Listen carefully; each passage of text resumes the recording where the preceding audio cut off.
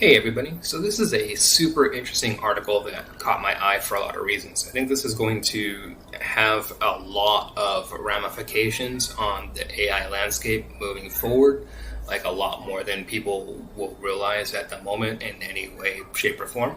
And it'll take like a few years for all of this to play out. This article is titled China Blocks Sale of Nvidia AI Chips. And then essentially the gist of the article, I'll just read a few paragraphs here, that China's internet regulator has banned the country's biggest technology companies from buying Nvidia's artificial intelligence chips as Beijing steps up efforts to boost its domestic industry and compete with the US. The Cyberspace Administration of China told companies including ByteDance and Alibaba this week to end their testing and orders of the RTX Pro 6000D, I'll dive into that, Nvidia's tailor-made product for the country, according to three people with knowledge of the matter. Several companies had indicated they would order tens of thousands of the RTX Pro 6000D and had started testing and verification work with Nvidia's server suppliers, the people said. And the article just dives deeper into this, right? And that's basically the gist of it overall. And then, so the first thing to talk about is these RTX Pro 6000Ds, right? And then, so China has sanctions against it, right, from the U.S. And then around that, a lot of it comes with regards towards GPU power and the amount of the processing power that Nvidia can produce in their chips and send it to China has been regulated via those sanctions overall, right? And then so this RTX Pro 6000D is actually like a lesser chip than the H20s. And then so the H20s are a neutered like H100 or A100 chip, which is not like mid-tier in the United States, basically, right? And then so that's kind of the best way to frame all of this. And then so rather than the backdrop for this is that rather than increasing the GPU power to under these sanction agreements to China, the latest agreements decrease that. And then so that's these RTX Pro 6000Ds are a downgrade overall. I made a video on this about a month or two ago as well, that China started producing their own chip, right? And then their chip directly competes with that H100 chip or the A100 chip, right? That H20, that's what it's called in China.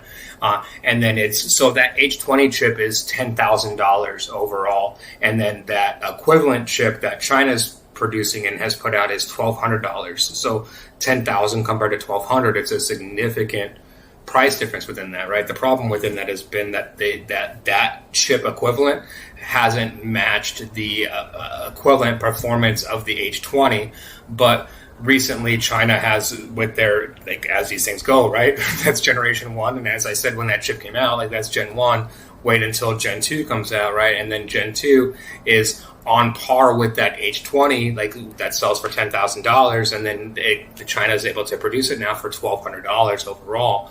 And then so to me, within these things, the first, it's easy to take a gut jerk reaction, knee jerk reaction, China bad across the board, right? Rah, rah, rah. But then if you look at it and you dive deeper into these things, to me, it's a very simple economic incentive within that overall, $10,000 compared to $1,200. That's just simple economics across the board, right?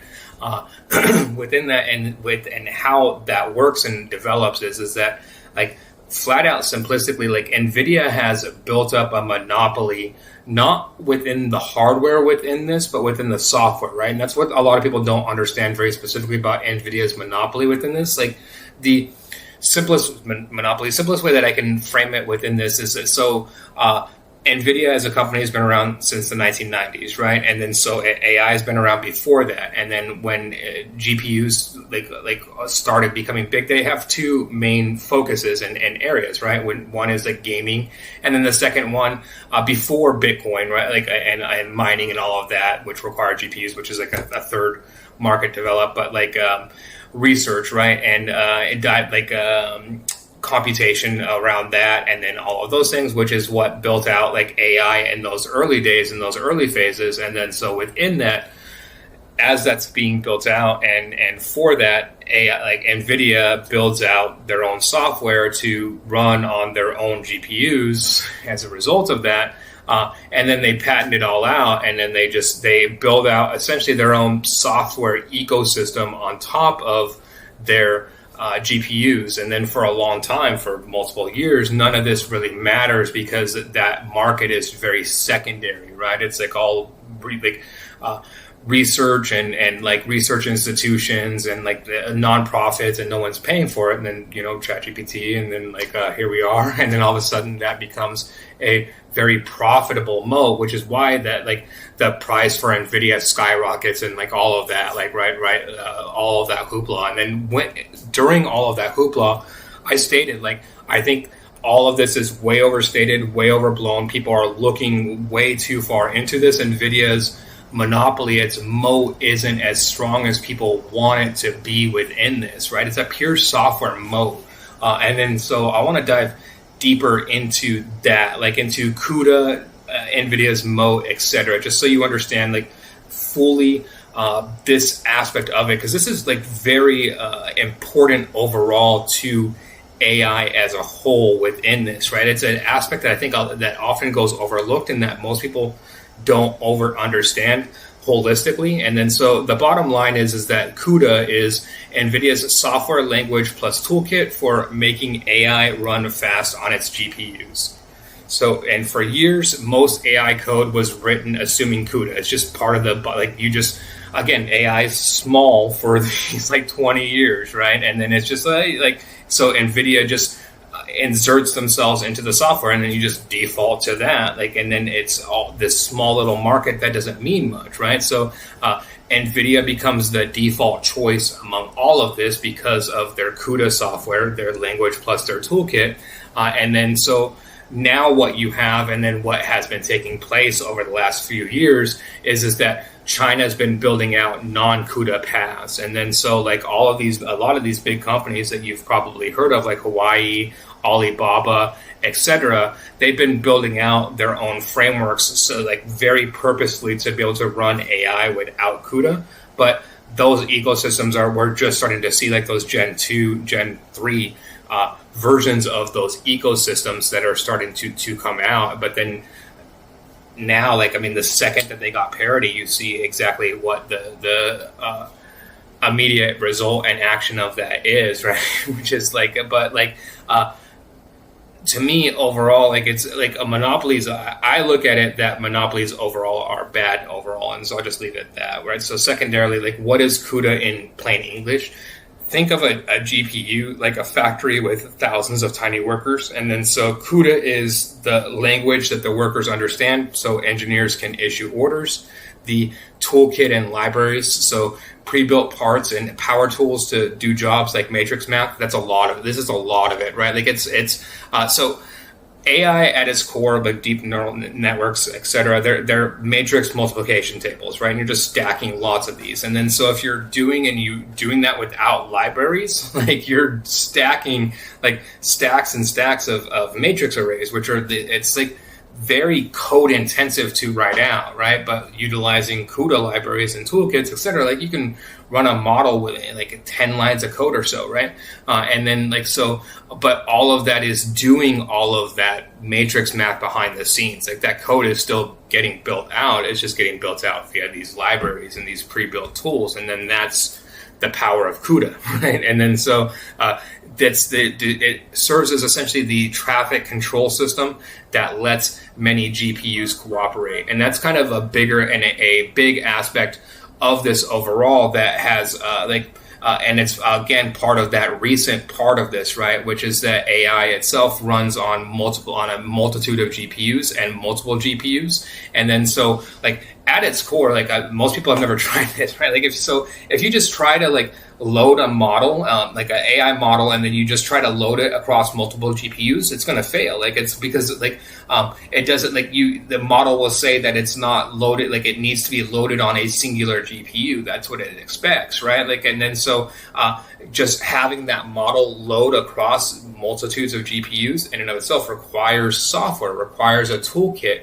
and then so it just so happens that Nvidia was the very first ones, the pioneers that built out that software and that toolkit, and then they patented it all, and then they built out that ecosystem around their chips, because why not? And then again, this is all small markets until it's big markets, and then here we are. And then so because CUDA is tightly integrated with NVIDIA hardware, code written for CUDA usually runs fastest on NVIDIA GPUs. And that's just kind of the bottom line within that, right? That's like CUDA is optimized very specifically for NVIDIA GPUs. Like the reason why AMD has such a disadvantage is when it comes to AI is because they don't have access to CUDA flat out, right? And then so key CUDA building blocks in plain terms, it's a compiler and runtime, which turns your code into something that GPUs run. It includes libraries, like a whole bunch for all of the matrix math, and then also too for building those neural nets, right? And then it's also pre-tuned power tools. And then it also includes what they call NCCL, which is kind of like the walkie-talkie that lets many GPUs talk fast to train one model together. And then so this is like what gives them that unique advantage, like across the multitudes of GPUs, like why you're kind of like forced into it because of the NCCL, and then like you don't feel forced into it because of the libraries and because of the compilers and the runtime that they have built out, right? And then so why do people call this a monopoly? It's not just the chip, and it's not the chip at all, right? It's the software ecosystem that sits on top of the chip, and then that software ecosystem creates one developer lock-in, so millions of lines of AI code and tutorials all assume CUDA, right? Like most, like 90% of models out there assume CUDA libraries and access to them. Second is performance mode. NVIDIA tunes kernels for new models first. Community support is huge. Like the bottom, like again, like so NVIDIA owns the software on this, and then they also own the hardware.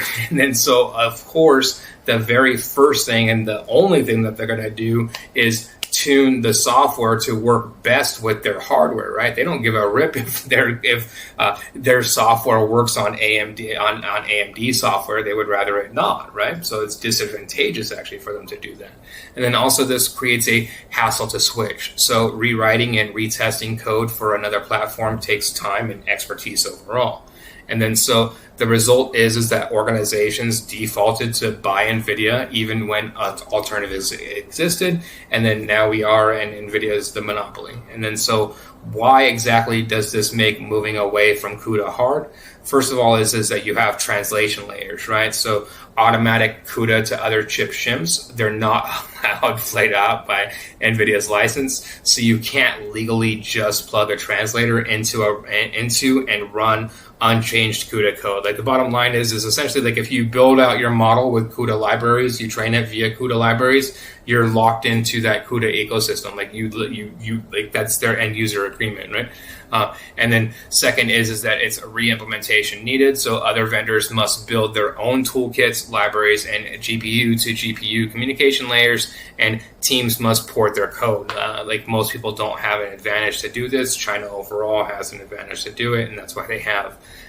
And then so what's changed since 2022? Export rules limited China's access to high-end NVIDIA chips. That's like the biggest impetus for all of this, right? And then so China responded by doubling down on domestic hardware and software. Big clouds and telecos are now standing up data centers using homegrown accelerators. Basically, like the bottom line is that China just developed their own internal infrastructure the second that they got it to compete at the levels of the access restrictions put out by these export rules. They cut out NVIDIA and the United States from the market, from basically. So China's non-CUDA pass, who's who? Here's all the big companies within it, right? Huawei, Cambricon, More Threads, MetaX, and Alibaba. Can you run AI today without CUDA? Yes, like especially for inference. So popular inference servers like VLLM now have backends for Huawei Ascend, and other vendors have their own runtimes, and like these are all China-based, right? Training is possible on non-CUDA stacks, but if you're chasing the largest models and fastest iteration cycles, NVIDIA still tends to be the lowest friction point and path because of software maturity and deep library support. Here's kind of a practical buyer's list, as well as like how those stacks compare, FAQ, and a bottom line. next thing I want to just like drill down into this is like and have included within this is like what China can run today without CUDA required, right? Like each of these companies, again, like it's CUDA is a whole entire ecosystem and backend, and then so like what you have is all of these companies, so Alibaba, CameraCon, MetaX, Hawaii, etc., have literally at this point built out that whole CUDA ecosystem. And then China operates differently than the United States when it comes to these things as far as business, right? Like to me, I treat China overall as one big business overall when it comes to these things, right? Like Hawaii answers to the same chairman of the board at the end of the day as Alibaba does, etc.